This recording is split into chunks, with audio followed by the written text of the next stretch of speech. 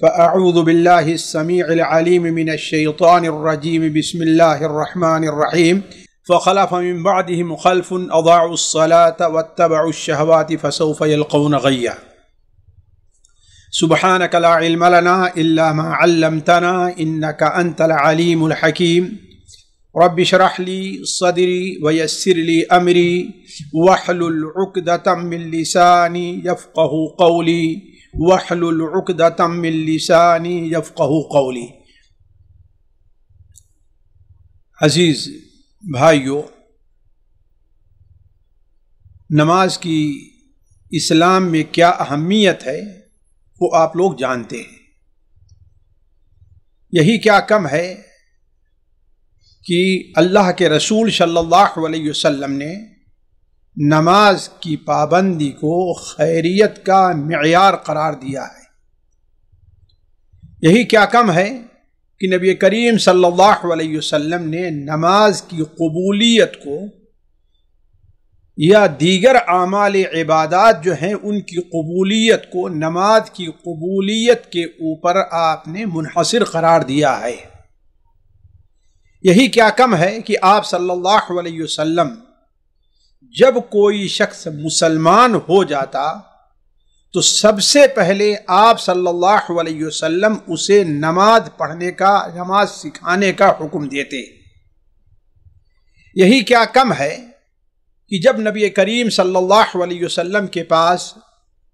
طائف کا وفد آتا ہے، ان سے گفتگو ہونے لگی،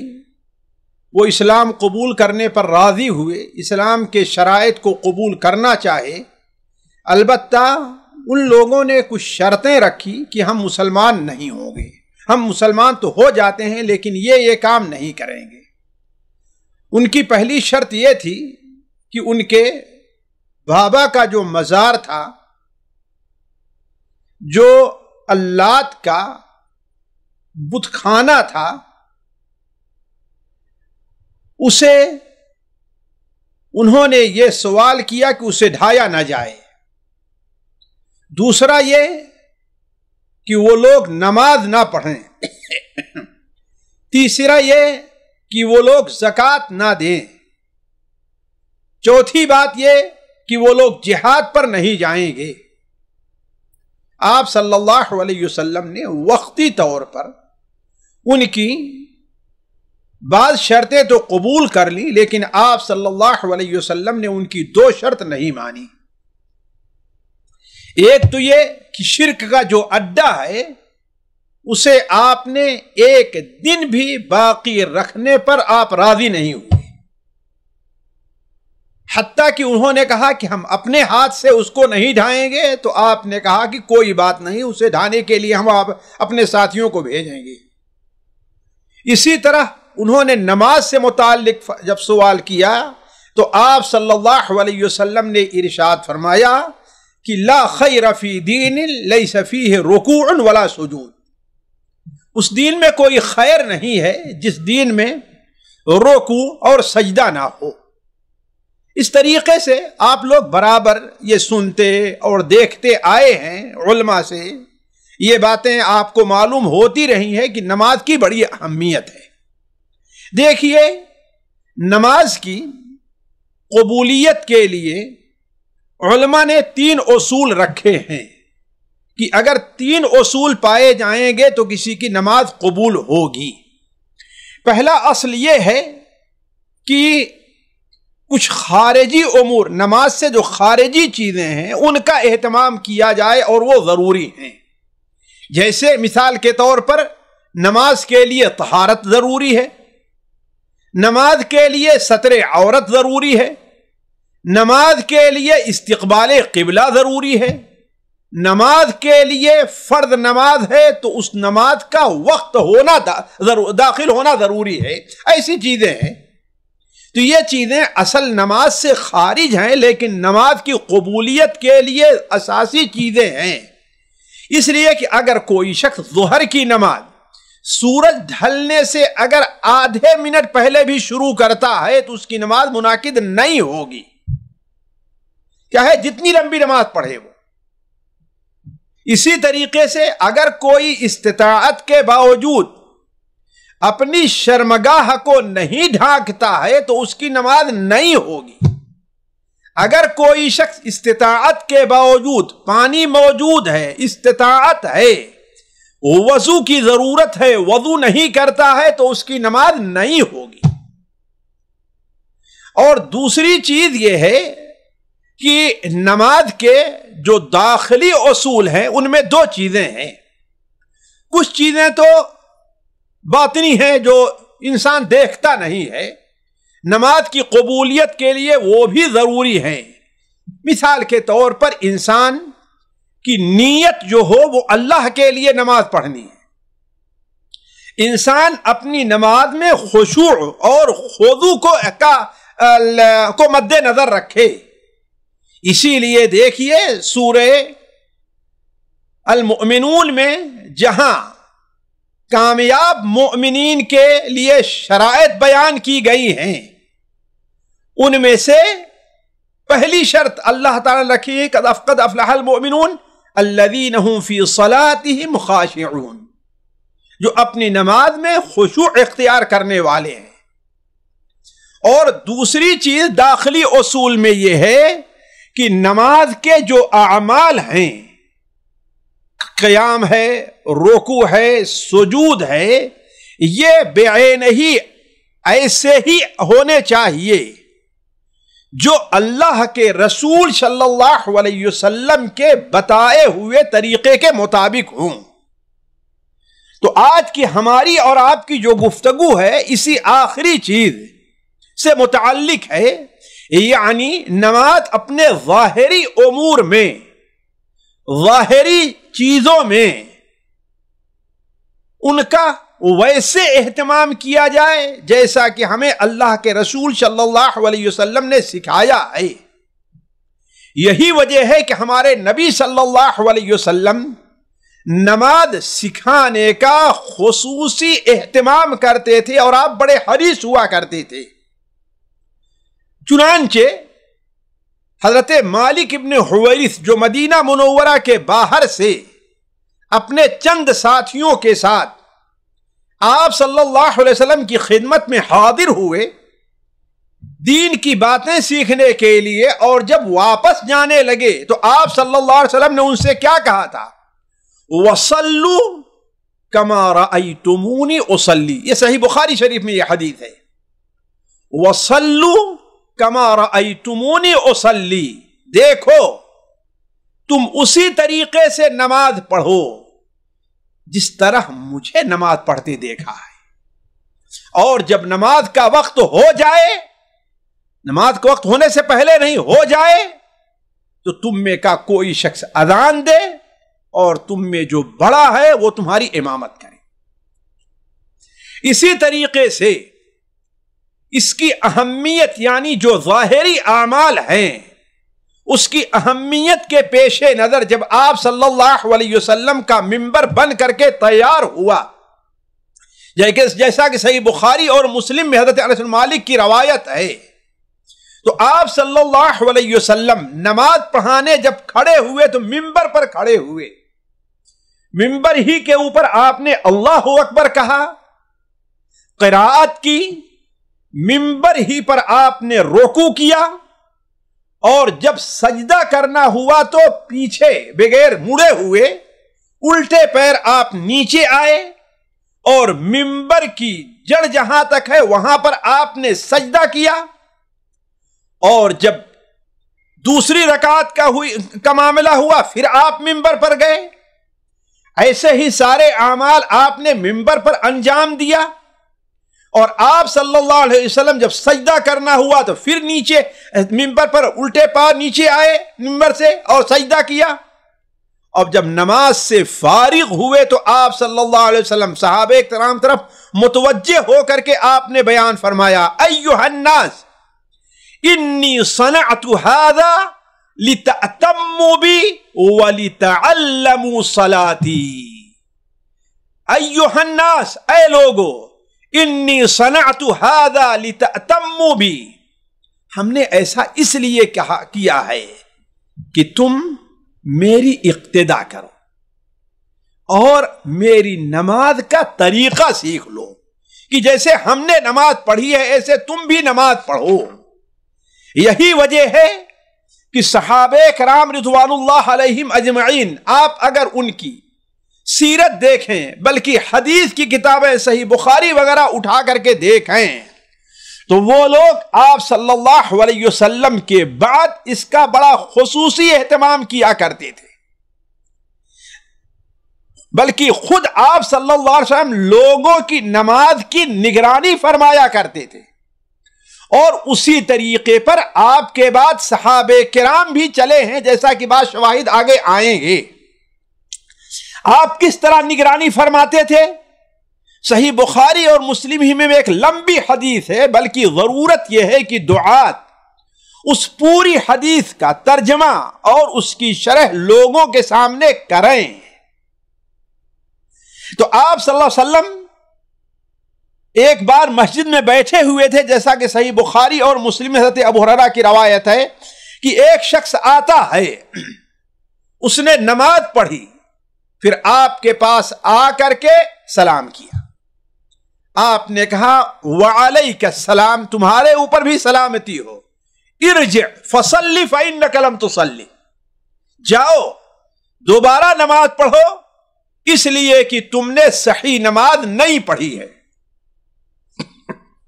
چنانچہ وہ شخص گیا، دوبارہ نماز پڑھا، اور پھر آ کر کے آپ سے سلام کرتا ہے، تو آپ صلی اللہ علیہ وسلم نے کہا وعلیک السلام ارجع فصلی فإنک لم تصلی، جاؤ دوبارہ نماز پڑھو اس لیے کہ تمہاری نماز نہیں ہوئی ہے۔ ایسے ہی دوبارہ گیا نماز پڑھ کر کے، تیسری بار آیا تو آپ صلی اللہ علیہ وسلم سے آخر میں اس نے کہا کہ اے اللہ کے رسول صلی اللہ علیہ وسلم علمنی یا رسول اللہ ولا احسن غیر ھذا، اے اللہ کے رسول صلی اللہ علیہ وسلم میں تو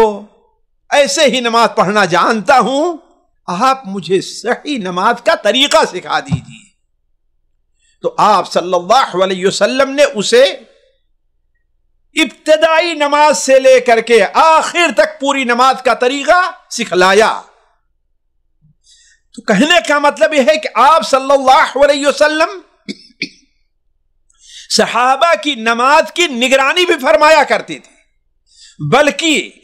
اللہ تعالیٰ نے آپ کو یہ قدرت دی تھی اعجازی طور پر، معجزانہ طور پر، کہ آپ صلی اللہ علیہ وسلم جب نماز پڑھاتے ہوتے تو صحابہ کرام کا رکوع اور سجدہ آپ صلی اللہ علیہ وسلم سے مخفی نہ ہوتا، بلکہ آپ نے بتایا کہ میں تمہیں پیچھے سے بھی دیکھتا ہوں کہ کس طرح تم نماز پڑھ رہے ہو۔ یہ کس لیے تھا؟ تاکہ لوگوں کی نماز جو قیامت کے دن لوگوں کی نجات کی بنیاد ہے، جس بنیاد پر لوگوں کے اعمال کا حساب لیا جائے گا، جیسا کہ سن ابو داؤد وغیرہ میں حضرت ابو ہریرہ کی روایت ہے کہ سب سے پہلے قیامت دن نماز کا حساب ہوگا۔ اگر فرائض میں کچھ کمی ہے تو اسے سنن نوافل سے پورا کیا جائے گا،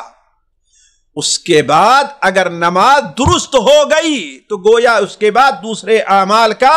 حساب لیا جائے گا، ورنہ معاملہ یہیں پر ٹھپ ہے۔ تو کہنے کا مطلب یہ ہے کہ آپ صلی اللہ علیہ وسلم نماز کی یہ اہمیت دیتے تھے۔ مجھے یاد آیا کہ صحیح بخاری اور مسند احمد وغیرہ میں مختصر، اور مسند احمد کی ایک روایت میں، بلکہ امام ابن قدر الصلاۃ کے اندر محمد بن نصر مروزی رحمہ اللہ نے مطول ایک حدیث حضرت حذیفہ رضی اللہ تعالیٰ عنہ سے نقل کی ہے۔ مسند احمد کے اندر بھی ایک حدیث ہے کہ مسند احمد کی حضرت حذیفہ رضی اللہ مسجد میں بیٹھے ہوئے تھے کہ ایک شخص مسجد میں داخل ہوا اور کھڑا ہو کر کے نماز پڑھنے لگا، لیکن اپنی نماز میں رکوع اور سجدے کو پوری طرح سے ادا نہیں کیا، جیسا کہ آج ہم میں سے بہت سے لوگوں کی نمازیں ہوتی ہیں۔ تو جب نماز سے فارغ ہوا تو صحابی رسول حضرت حذیفہ رضی اللہ تعالیٰ عنہ اس سے کہتے ہیں منذ کم هذه صلاتک، یہ تیری نماز کب سے ہے؟ کتنے دن سے تو ایسے نماز پڑھ رہا ہے؟ اس نے کہا منذ 40 سنہ، میں 40 سال سے ایسی ہی نماز پڑھ رہا ہوں۔ تو حضرت حذیفہ نے کہا کہ ما صلیت منذ 40 سنہ، یہ سمجھو کہ تم نے 40 سال سے کوئی نماز نہیں پڑھی، اور اگر تیرا انتقال اسی حال میں ہو جائے، اس حال میں ہو کہ تو ایسی ہی نماز پڑھ رہا ہے، تو محمد صلی اللہ علیہ وسلم کو اللہ نے جس فطرت پر بنایا تھا، جو دین دے کر بھیجا تھا، اس کے خلاف تیرا انتقال ہوتا اور تو کبھی نجات نہ پاتا۔ پھر اس سے کہا، اسے نماز کا طریقہ سکھلانے لگے، اور آخر میں بتایا کہ دیکھو انسان بسا اوقات ہلکی نماز پڑھتا ہے، لیکن ہلکی نماز کا یہ معنی نہیں ہے کہ اپنا رکوع اور اپنا سجدہ پورا نہ کرے۔ ہلکی نماز پڑھو لیکن رکوع اور سجدے کو پوری طریقے سے ادا کرو۔ علی کل حال بات لمبی ہوتی جا رہی ہے۔ میں یہ کہہ رہا تھا کہ اللہ کے رسول صلی اللہ علیہ وسلم کے بعد صحابہ کرام بھی اپنے شاگردوں اور اپنے ملنے والوں کی نماز کی نگرانی کرتے، اور انہیں نماز کا طریقہ، نماز نبوی کا طریقہ سکھلاتے، جیسا کہ آگے اس کے بعد شواہد آپ کے سامنے آئیں گے۔ اسی جذبے کے پیش نظر میں چاہتا ہوں کہ آپ کے سامنے ایک یا دو مجلس میں، اور چاہوں گا کہ مجلسیں چھوٹی ہوں، آپ کے سامنے نبی کریم صلی اللہ علیہ وسلم کی نماز کا ایک مختصر طریقہ آپ کے سامنے رکھ دیا جائے۔ دیکھیے نبی کریم صلی اللہ علیہ وسلم نماز میں داخلے کے لیے آپ صلی اللہ علیہ وسلم نیت کرتے، اور آپ فرمایا کرتے تھے کہ انما الاعمال بالنیات، اعمال کا دار و مدار کیا ہے؟ نیت کے اوپر ہے۔ لہذا ہر شخص کو یہ سمجھنا چاہیے کہ وہ جب بھی کسی نماز کے لیے کھڑا ہو تو اس کی نیت کرے۔ بسا اوقات ہم میں سے بہت سے لوگ نماز کے لیے کھڑے ہوتے ہیں، اپنے گھر سے نماز کے لیے نکلے اور انہیں سنت پڑھنی ہے، نفل پڑھنی ہے، کیا ہے یہ کسی نیت کا استحضار نہیں ہوتا۔ میں یہ سمجھتا ہوں کہ ان کی نماز بہت ممکن ہو، لیکن بہتر یہ ہے کہ انسان جب نماز میں کھڑا ہو تو استحضار ہو کہ آخر وہ کون سی نماز پڑھ رہا ہے۔ اسی لیے بعض علماء جو حد سے تجاوز کر گئے ہیں، ان کے سامنے یہی جذبہ رہا ہے کہ زبان سے نیت کرے، جو ایک غلط کام ہے، جو صحیح کام نہیں ہے، اس لیے کہ غلطی کی اصلاح غلطی سے نہیں کی جاتی۔ نیت اصل دل کے ارادے کا نام ہے، تو انسان نیت کرے جیسا کہ اللہ کے رسول صلی اللہ علیہ وسلم کا عمل رہا ہے، پھر اس کے بعد قبلہ رخ ہو۔ آپ صلی اللہ علیہ وسلم نماز کے لیے کھڑے ہوتے تو قبلہ رخ ہوتے، اور آپ لوگوں کو اس کا حکم بھی دیتے، جیسا کہ وہ صحابی جنہیں نماز کا طریقہ نہیں آتا تھا، آپ صلی اللہ علیہ وسلم نے ان سے کہا اذا قمت الى الصلاة فاسبغ الوضوء ثم استقبل القبلة فکبر۔ جب تو نماز کے لیے کھڑا ہو تو نماز کا ارادہ کرے تو اچھی طریقے سے وضو کرو، اور وضو کرنے کے بعد قبلہ کی رخ ہو کر کے اللہ اکبر کہو۔ آپ صلی اللہ علیہ وسلم قبلے کے بارے میں لوگوں کو بڑی تعلیم بھی دیا کرتے تھے اور اچھی تعلیم دیتے تھے، بلکہ آپ صلی اللہ علیہ وسلم نے لوگوں کی آسانی کے لیے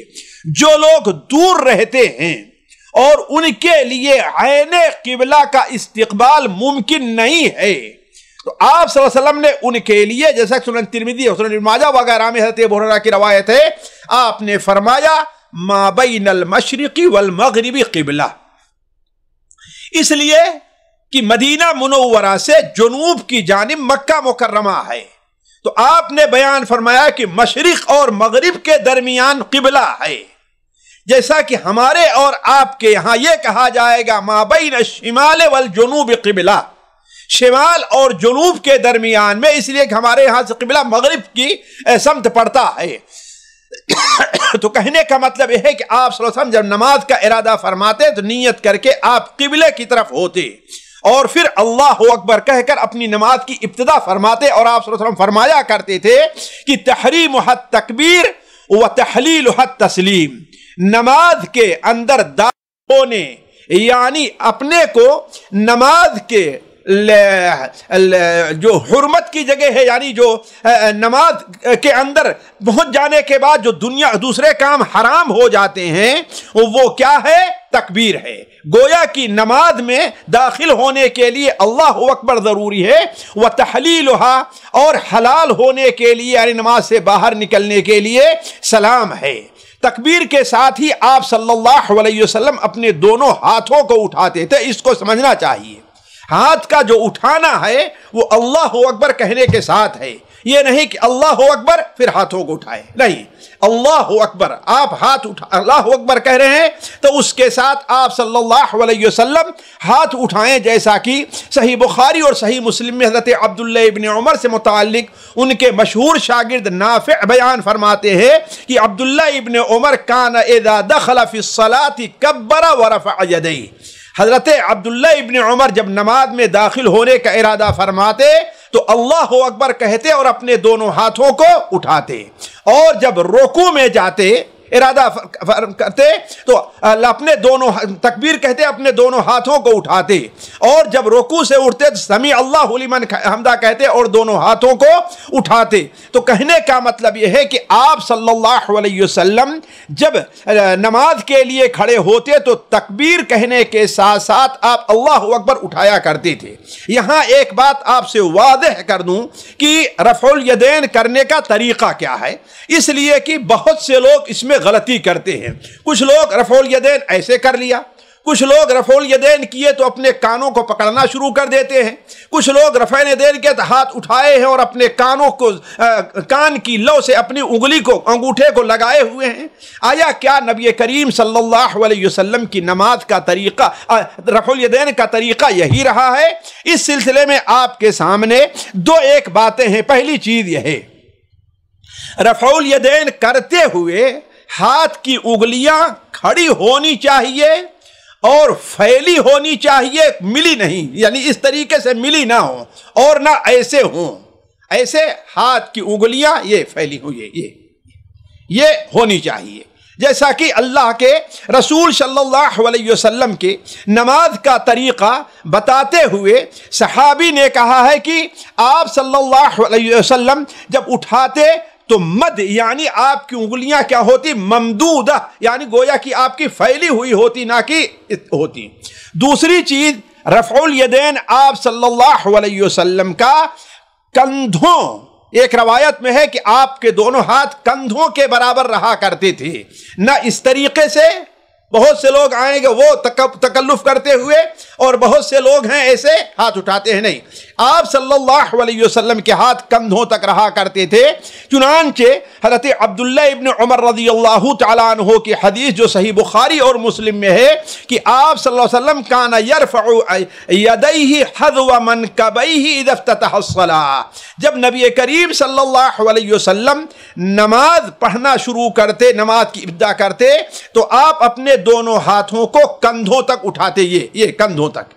یہ بھی ہو سکتا ہے اور یہ بھی ہو سکتا ہے، جیسا کہ آگے اس کی تفصیل آئے گی۔ اسی طریقے سے آپ صلی اللہ علیہ وسلم کانوں تک اپنے ہاتھوں کو اٹھاتے۔ اس سلسلے میں حضرت مالک بن حویرث رضی اللہ تعالیٰ عنہ، جن کا ذکر آ چکا ہے کہ وہ دور سے دین سیکھنے کے لیے آئے تھے، وہ بیان کرتے ہیں کہ اللہ کے رسول صلی اللہ علیہ وسلم اذا کبر رفع یدیہ حتی یحاذی بہما اذنیہ، نبی کریم صلی اللہ علیہ وسلم جب اللہ اکبر کہتے تو اپنے دونوں ہاتھوں کو اٹھاتے، یہاں تک اٹھاتے کہ وہ اپنے آپ کے کانوں کے برابر ہو جاتے، اور جب اب رکوع کرتے تو اپنے دونوں ہاتھوں کو اٹھاتے یہاں تک کہ کانوں کے برابر رہتے۔ ایک روایت میں حضرت مالک ابن حویرث کی جو ہے اسی میں یہ بھی ہے کہ حتی یحاذی بہما فروع اذنیہ، یہاں تک کہ آپ جب انہیں اٹھاتے تو آپ کے کانوں کے فروع تک، فروع کا دو معنی علماء نے کیا ہے، ایک معنی فرو کا تو یہ ہے کہ کان کا اوپری جو حصہ ہے یعنی اوپر کا حصہ یعنی کان کے یہاں تک، اور ایک معنی فرو کا بعد علماء نے کان کی لو کیا ہے جو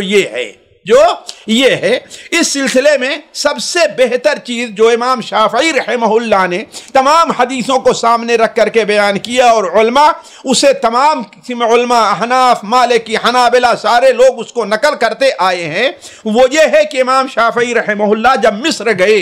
اور ان سے رفع الیدین کی احادیث سے متعلق پوچھا گیا کہ آخر کہاں تک اٹھائیں، کندھوں تک اٹھائیں یا کہ کان کے یا فرو تک اٹھائیں یا کانوں تک اٹھائیں، تو انہوں نے کہا کہ ہاتھوں کو ایسا اٹھایا جائے کہ یہ جو انسان کا ہے وہ کندھوں تک رہے، اور انسان کا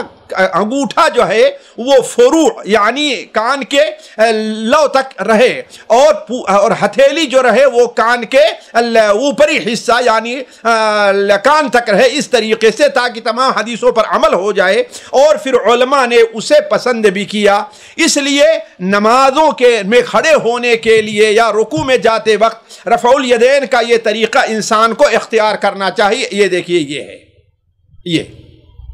یعنی آپ دیکھیں تو میرے ہاتھ کا یہ حصہ کندھوں تک بھی ہے اور انگلیاں جو ہے وہ کانوں تک پہنچی ہوئی ہیں، یہ طریقہ زیادہ بہتر ہے۔ یا تو یہ بھی کہا جا سکتا ہے کہ آپ صلی اللہ علیہ وسلم کبھی ہاتھ کندھوں تک اٹھاتے تھے اور کبھی کان کے اوپری حصے یا کان کے لو تک آپ اٹھایا کرتے تھے، واللہ عالم۔ یہاں پر ایک بات اور کہہ دوں کہ یہی اتنی چیزیں ہیں جو نبی کریم صلی اللہ علیہ وسلم اور صحابہ سے نماز کی ابتدا میں ثابت ہے جو ہم نے کیا، یعنی نیت کرنا، وہ بھی دل سے نیت کرنا، پھر اللہ اکبر کہنا، اور اس کے بعد اپنے ہاتھوں کو اٹھانا۔ یہاں پر لوگوں سے دو غلطی ہوتی ہے جس کی وضاحت میں آپ کے سامنے کر دوں۔ ایک وضاحت یہ ہے کہ لوگ جو نماز کے لیے کھڑے ہوتے ہیں وہ یہ سمجھتے ہیں کہ وہ انگوٹھے سے اپنے کان کی لو کو چھوئیں اور کچھ دیر تک لگائے رکھتے ہیں۔ یہ ایسی چیز ہے جس سلسلے میں نہ کوئی صحیح حدیث ہے، نہ کوئی ضعیف حدیث وارد ہے، نہ کسی صحابی کا قول ہے، نہ کسی تابعی کا قول ہے، نہ کسی امام کا قول ہے، بلکہ متقدمین احناف کے یہاں 500 سال تک یہ چیز نہیں پائی جاتی تھی۔ سب سے پہلے جس نے اس چیز کا ذکر کیا ہے وہ قاضی خان ہیں، جو 5ویں اگر مجھ سے بھول نہیں ہے تو 5ویں صدی ہجری کے ہیں۔ اس کے بعد سے احناف کے اندر یہ چیز چل پڑی ہے اور اپنی کتابوں میں بعد لکھتے آئے ہیں اور بعد نے اس کی تردید کی ہے۔ تو پہلی چیز یہ ہے کہ اپنے انگوٹھے کو جو کان سے لگایا جاتا ہے اس کی شریعت میں اور حدیث میں کوئی اس کی دلیل نہیں پائی جاتی، اس لیے اس سے پرہیز کرنے کی ضرورت ہے۔ اس لیے کہ اگر یہ چیز شریعت میں ہوتی تو اللہ کے رسول صلی اللہ علیہ وسلم یا صحابہ کرام کے یہاں یہ چیز ضرور موجود ہوتی۔ ایک بات یہاں پر واضح کر دوں، ہو سکتا ہے کوئی آپ سے یہ کہے، اس لیے کہ سنن ابو داؤد کے اندر ایک روایت ہے حضرت وائل ابن حجر جو آپ صلی اللہ علیہ وسلم کے آخری ایام میں، جیسا کہ اس کا ذکر آئے گا، وہ اسلام قبول کیے تھے اور آپ نے آنے سے پہلے یہ یمن کے علاقے کے رہنے والے تھے، آپ نے ان کی تعریف بھی کی تھی۔ انہوں نے بھی نبی صلی اللہ علیہ وسلم کی نماز کا طریقہ بڑی تفصیل سے بیان کیا، جیسا کہ حدیثوں کے اندر پایا جاتا ہے۔ ان سے مروی ایک حدیث جو سنن ابو داؤد میں ہے، آپ صلی اللہ علیہ وسلم کے بارے میں بیان فرماتے ہیں کہ آپ صلی اللہ علیہ وسلم نماز کے لیے کھڑے ہوئے، رفع یدی حتی کانتا بحیال منکبی، آپ نے اپنے ہاتھوں کو اٹھایا یہاں تک کہ آپ کی دونوں ہاتھ آپ کے کندھے کے برابر ہوئے، وحاذا بإبہامہ اذنی، اور آپ کے دونوں انگوٹھے آپ کے دونوں کانوں اذنے کان کے برابر ہوئے۔ اولاً تو یہ حدیث ضعیف ہے، اس لیے کہ اس حدیث کو حضرت وائل ابن حجر رضی اللہ تعالیٰ عنہ سے ان کے بیٹے وائل عبد الجبار نے روایت کیا ہے، اور عبد الجبار کی حدیث سننا حضرت وائل ابن حجر سے ثابت نہیں ہے، بلکہ وہ بہت چھوٹے تھے کہ وائل ابن حجر کا انتقال ہو گیا، تو اس حدیث کے اندر یہ ضعف، یہ کمزوری پائی جا رہی ہے۔ دوسری چیز یہ ہے کہ کانوں کے برابر انگوٹھے ہے نا، اس کا یہ مطلب نہیں کہ اپنے انگوٹھے سے کان کو چھوا کرتے تھے، اس میں یہ دلیل کہیں موجود نہیں ہے، لہذا اس پر متنبہ رہنا چاہیے۔ اور دوسری چیز، ہمارے یہاں جو ایک چیز موجود ہے، بلکہ یہ چیز عام طور پر پھیل گئی ہے کہ زبان سے نیت کرنا، کہ لوگ زبان سے نیت کرتے ہیں، ہم 2 رکعت نماز فجر کی فرض ہے اللہ تعالیٰ کے اور پیچھے امام کے جس طریقے سے کیا جاتا ہے، یہ ایسی چیز ہے کہ اولاً یہ چیز بھی نبی کریم صلی اللہ علیہ وسلم اور صحابہ کرام اور تابعین اور کسی امام سے یہ چیز وارد نہیں ہے کہ کسی امام نے زبان سے نیت کرنے کے لیے کہا ہو۔ بعض فقہاء نے اسے مستحسن اور اچھا قرار دیا ہے، ان میں سے بعض فقہاء احناف ہیں، بعض فقہاء حنابلہ ہیں، بعض فقہاء مالکیہ ہیں، لیکن یہاں پر 2 بات ہے۔ ایک بات تو یہ ہے، فقہاء کی یہ بات کسی حدیث سے ثابت نہیں ہے، کسی بھی حدیث سے ثابت نہیں، اسی لیے جو قابل اعتماد فقہاء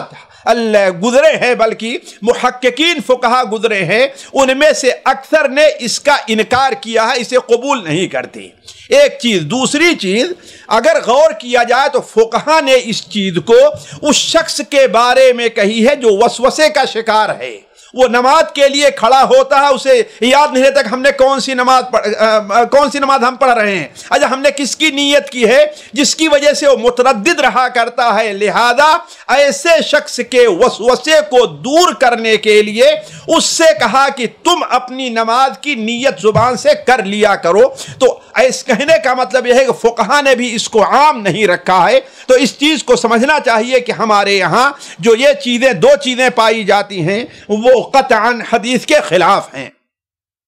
اس کے بعد نبی کریم صلی اللہ علیہ وسلم جب اللہ اکبر کہتے ہوئے ہاتھوں کو اٹھایا کرتے تھے تو اس کے بعد ہاتھوں کو لٹکاتے نہیں، بلکہ ایک ہاتھ کو دوسرے پر رکھ لیتے تھے، ایک ہاتھ کو دوسرے پر رکھ لیا کرتے تھے، اور آپ صلی اللہ علیہ وسلم اس کی اہمیت بھی بیان فرماتے ہیں۔ چنانچہ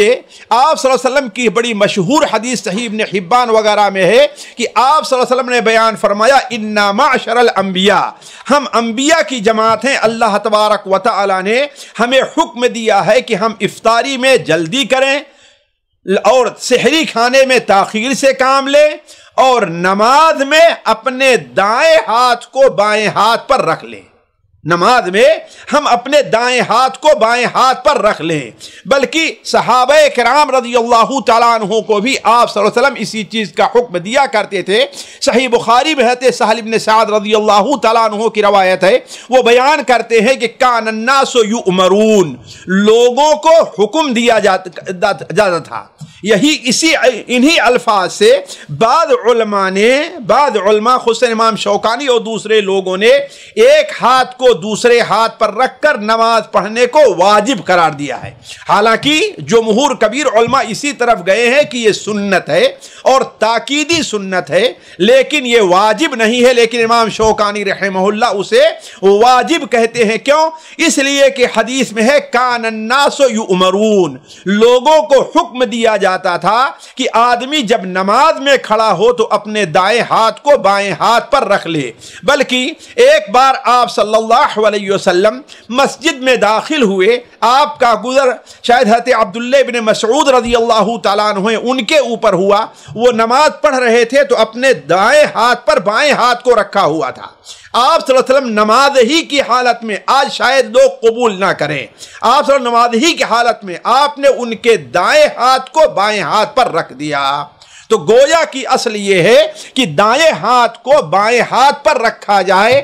اور یہ نبی کریم صلی اللہ علیہ وسلم کی سنت بلکہ اللہ تبارک و تعالی کا یہ حکم ہے، نہ صرف مومنین کو بلکہ انبیاء کو بھی اس بات کا حکم ہے کہ جب نماز میں کھڑے ہو تو اپنے ہاتھوں کو لٹکائے نہ رکھیں، جیسا کہ بعض خوارج کا اور مالکیہ کا جو یہ عمل ہے، یہ حدیث نبی صلی اللہ علیہ وسلم کے قطعاً خلاف ہے۔ البتہ یہاں پر دوسری بات یہ ہے کہ یہ ہاتھ، دائیں ہاتھ کو بائیں ہاتھ پہ رکھا جائے تو کہاں رکھا جائے؟ آیا سینے پر رکھا جائے یا گلے کے اوپر رکھا جائے یا ناف پر رکھا جائے، ناف کے اوپر رکھا جائے، ناف کے نیچے رکھا جائے، یہ مختلف اقوال علماء کے ہیں، لیکن اس سلسلے میں جو سب سے راجح بات ہے، جس کی تائید 2 حدیثوں سے ہوتی ہے اور تمام دیگر حدیثوں کے مقابلے میں یہ دونوں حدیثیں زیادہ قوی ہیں، ہمیں اس کا احساس ہے کہ یہ دونوں حدیثیں اگر اکیلے اکیلے ہیں تو اس میں ضعف ہے، لیکن اگر ان تمام حدیثوں کو ملایا جائے تو انہیں قوت پہنچتی ہے۔ پہلی حدیث حضرت وائل ابن حجر کی ہے، یہ جو آپ صلی اللہ علیہ وسلم کے پاس نماز کا طریقہ سیکھنے آئے تھے، امام ابن حبان رحمہ اللہ اس حدیث کو صحیح قرار دیتے ہیں، اگرچہ اس میں ایک راوی مؤمل ابن اسماعیل ہے جن کے اوپر اہل علم نے کلام کیا ہے، لیکن طاؤوس کی ایک مرسل اور صحیح روایت سے، مرسل روایت جو صحیح سند سے ہے، سنن ابو داؤد وغیرہ میں اس سے اس کی تائید ہوتی ہے۔ وہ بیان کرتے ہیں کہ ہم نے اللہ کے رسول صلی اللہ علیہ وسلم کے ساتھ نماز پڑھا، آپ صلی اللہ علیہ وسلم نے اپنے دائیں ہاتھ کو بائیں ہاتھ پر رکھ کر کے سینے پر رکھ لیا، سینے پر رکھ لیا۔ اس کے علاوہ جو حدیثیں ناف کے نیچے یا ناف پر بیان کی جاتی ہیں، ان کی تائید کسی بھی صحیح حدیث سے نہیں ہوتی ہے۔ اگر کسی کے پاس کوئی ایسی دلیل ہے تو ہمیں بھی لا کر کے بیان کر دے۔ میں چیلنج وغیرہ کا معاملہ نہیں کرتا، نہ میں مناظرے کا آدمی ہوں۔ دوسری حدیث جو قبیصہ ابن حلب اپنے والد حلب الطائی سے روایت کرتے ہیں، مسند احمد کے اندر ہے، اور مسند احمد کے محققین اسے قوی قرار دیتے ہیں کہ آپ صلی اللہ علیہ وسلم بیان فرماتے ہیں کہ ہم نے آپ صلی اللہ علیہ وسلم کو دیکھا، یعنی حلب الطائی بیان کرتے ہیں کہ ہم نے اللہ کے رسول صلی اللہ علیہ وسلم کو دیکھا کہ آپ جب نماز سے فارغ ہوتے تو اپنے دائیں طرف مڑ جایا کرتے اور بائیں طرف مڑ جایا کرتے، اور ہم نے آپ کو دیکھا کہ یدعو ہی علی صدرہی، اپنے ہاتھ کو اپنے سینے پر رکھ لیتے تھے۔ لہذا راجح قول یہی ہے کہ انسان اپنے دائیں ہاتھ کو بائیں ہاتھ پر رکھ کر کے سینے پر رکھ لے، اور اسی میں اس طرف بھی اشارہ ہے چونکہ نیت کا معاملہ دل پر ہوتا ہے، لہذا اسی جہاں پر نیت ہے وہیں پر انسان اپنے دونوں ہاتھوں کو رکھ لے رہا ہے، واللہ عالم۔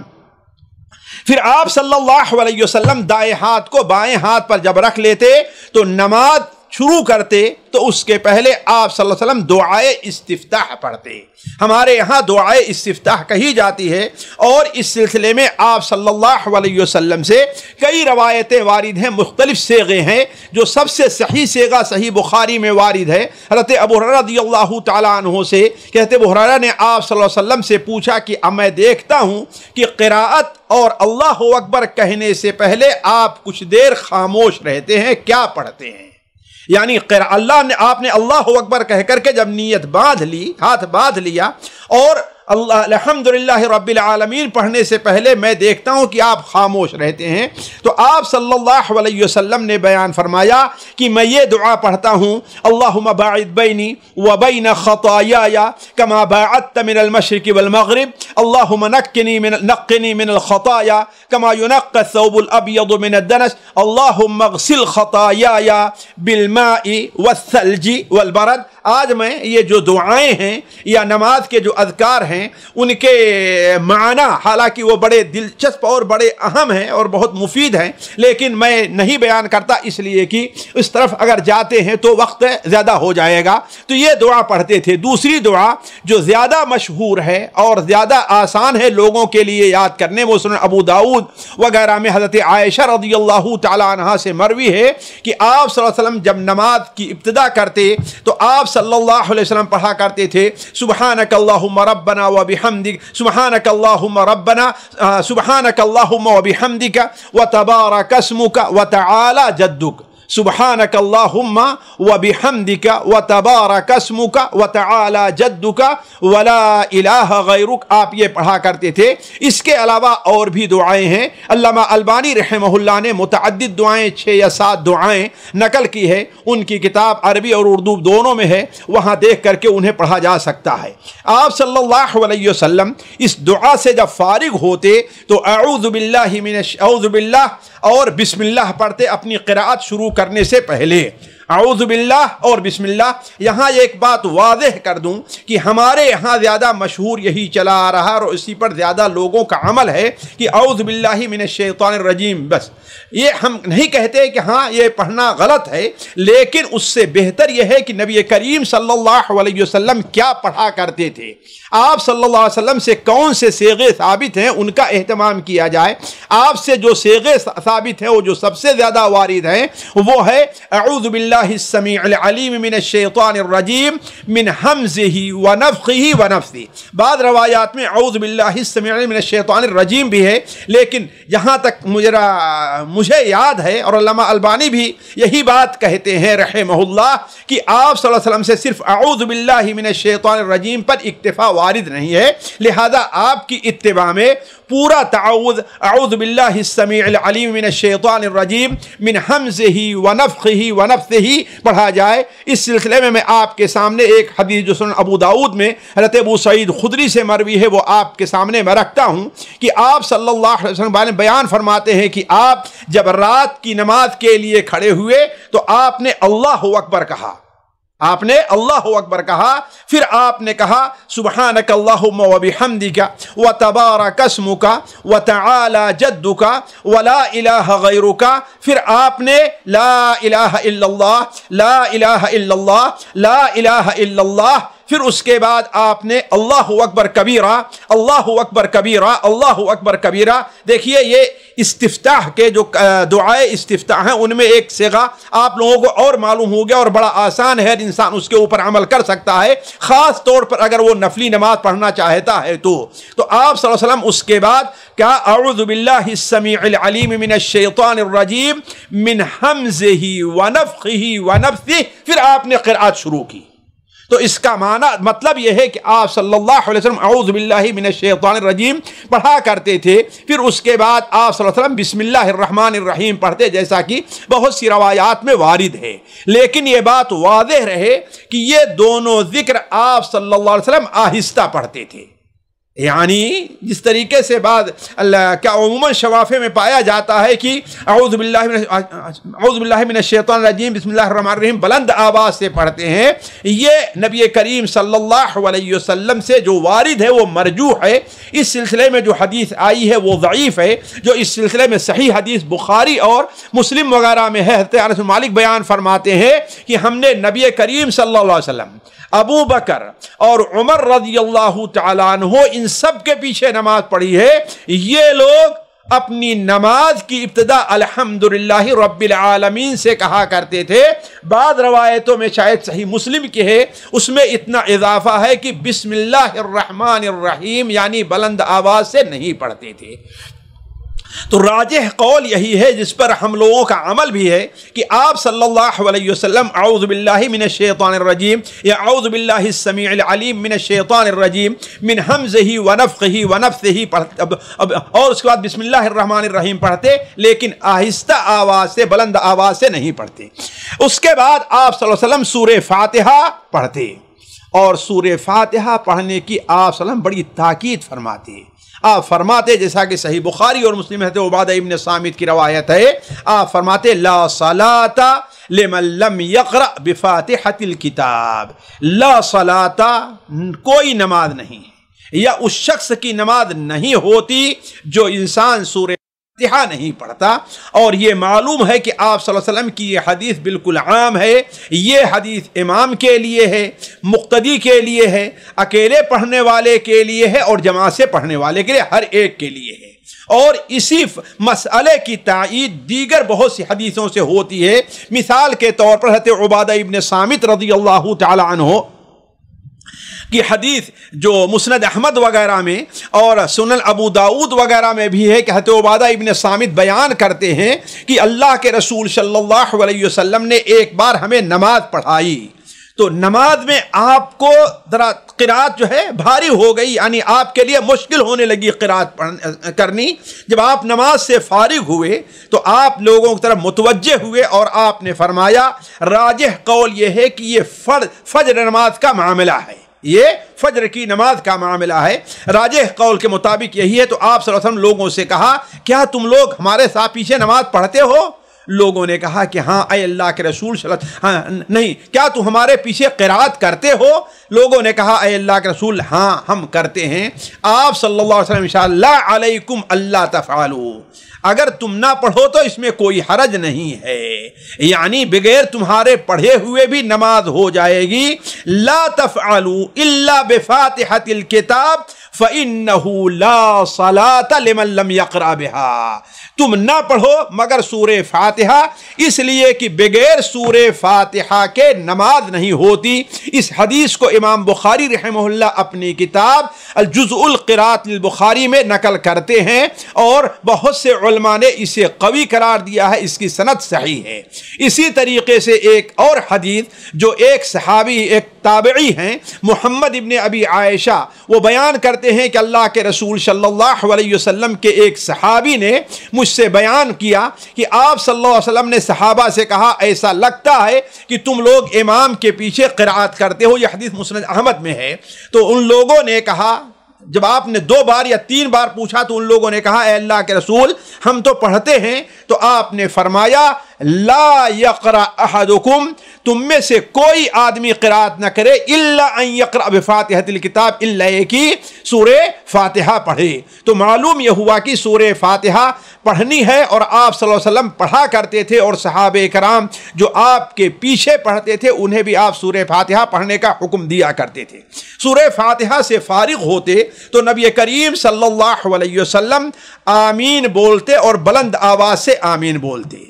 بعض لوگ کہتے ہیں کہ آپ آمین بولتے لیکن آہستہ آمین بولتے۔ سوال یہ ہے کہ اگر آپ آہستہ آمین بولیں گے تو صحابہ کرام سنیں گے کیسے؟ کیسے معلوم ہوگا کہ آپ آمین بول رہے ہیں؟ اور آپ صلی اللہ علیہ وسلم صحابہ کرام کو آمین بولنے کا حکم بھی دیتے، تو اگر صحابہ کرام آپ کی آمین سنیں گے ہی نہیں تو آمین کیسے بولیں گے؟ چنانچہ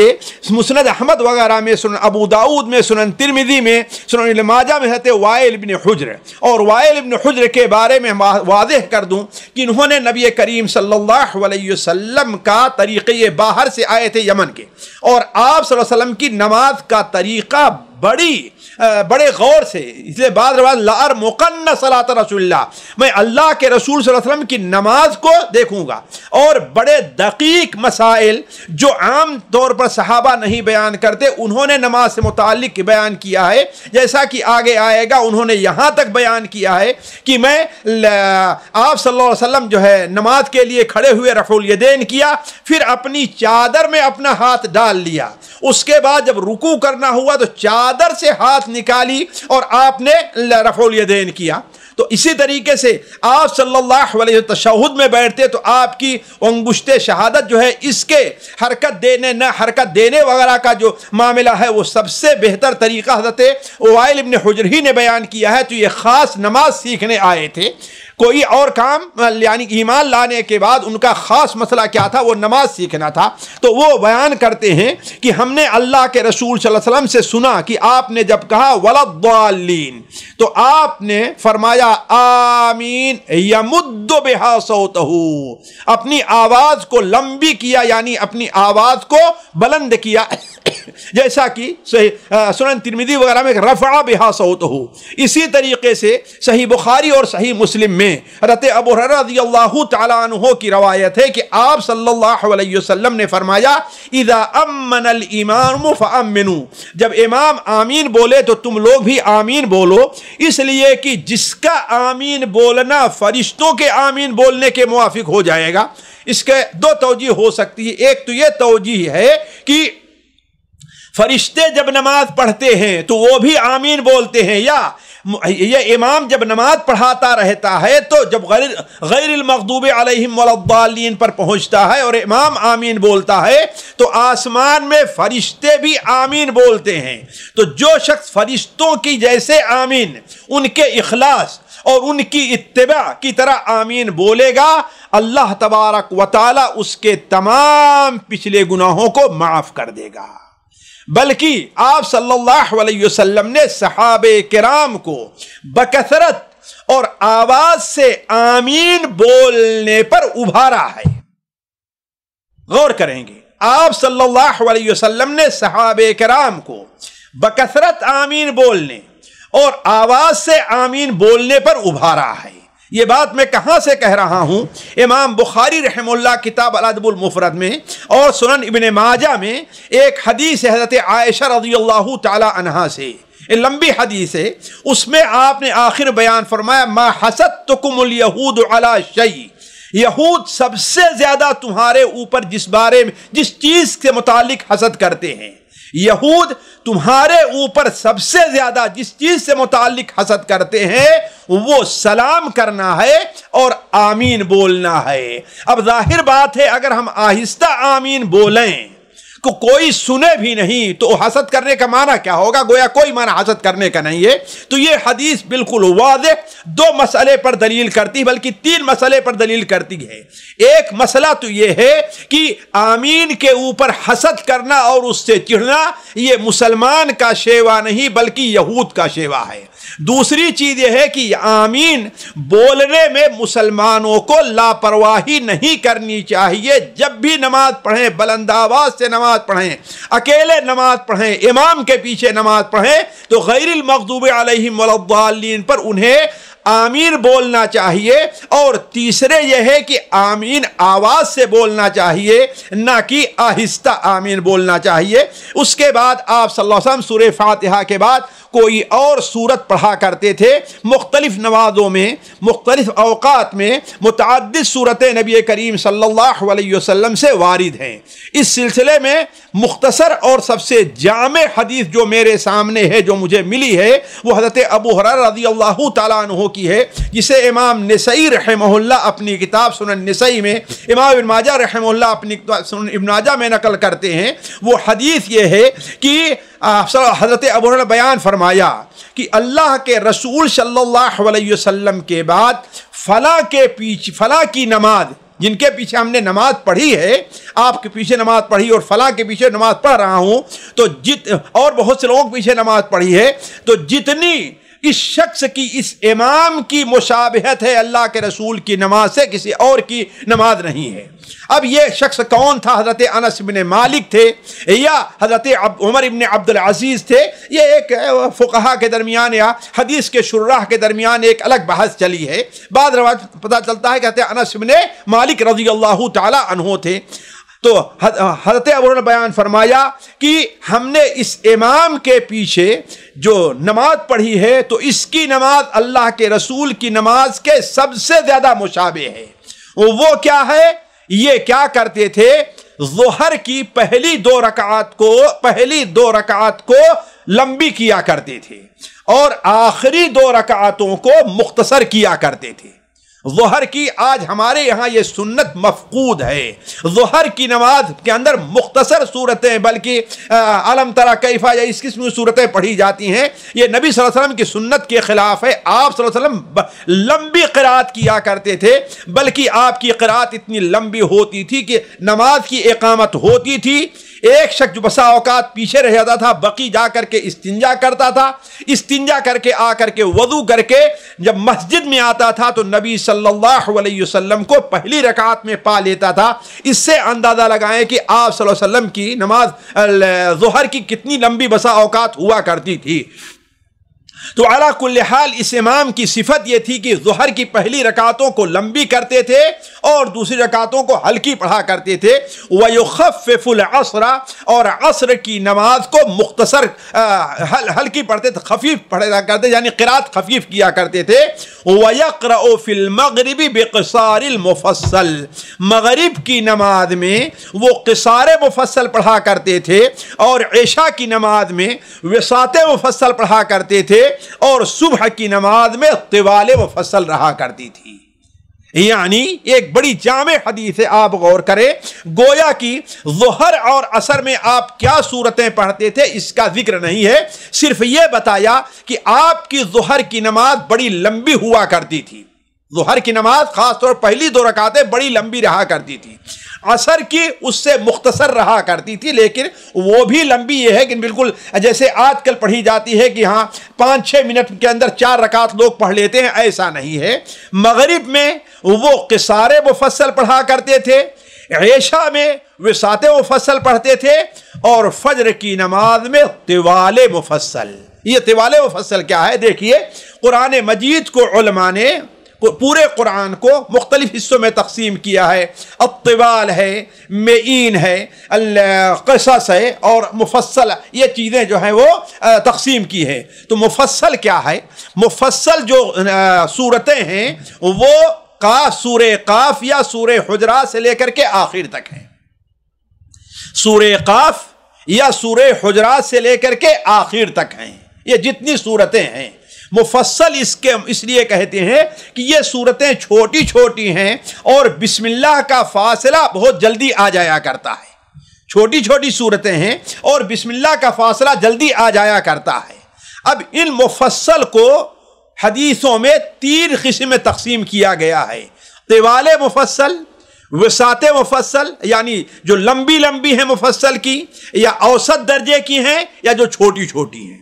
اس سلسلے میں علماء کا جو راجح قول ہے، جو مجھے پسند ہے، وہ یہ ہے کہ طوال مفصل جو ہے وہ حجرات سے یا قاف سے لے کر کے المرسلات یا عما یتساءلون تک ہے. یعنی جو طوال مفصل ہے، جو فجر میں جو آپ پڑھا کرتے تھے وہ، اور ایک رکعت میں ایک سورت، آج کی طرح نہیں کہ ہاں ایک رکعت 2 رکعتوں میں ایک سورت پڑھی جاتی تھی. وہ آپ صلی اللہ علیہ وسلم یہ طوال مفصل یعنی قاف پہلی رکعت میں پڑھی، دوسری رکعت میں اور سورت پڑھی، الحجرات پہلی رکعت پڑھی، دوسری رکعت میں اور سورت پڑھی، جسے آج شاید لوگ برداشت کرنے کے لیے تیار نہ ہو، اس لیے کہ آج نماز ایک رسمی چیز رہ گئی ہے، اصل عبادت کے جذبے سے نماز کم پڑھی جاتی ہے. تو طوال مفصل یہ ہے کہ حجرات یا قاف سے لے کر کے المرسلات یا عما یتساءلون تک. اس کے بعد عما یتساءلون کے بعد سے لے کر کے والضحیٰ تک یہ وسعت مفصل یعنی اوسط، اور اس کے بعد والضحیٰ سے لے کر کے آخر تک یہ قصارے یعنی چھوٹی چھوٹی صورتیں ہیں. تو مغرب جو ہے آپ صلی اللہ علیہ وسلم ضحیٰ کے بعد سے لے کر کے آخر تک پڑھا کرتے تھے، اور عشاء جو آپ پڑھتے تھے وہ والنازعات سے لے کر کے واللیل اذا یغشا تک پڑھا کرتے تھے.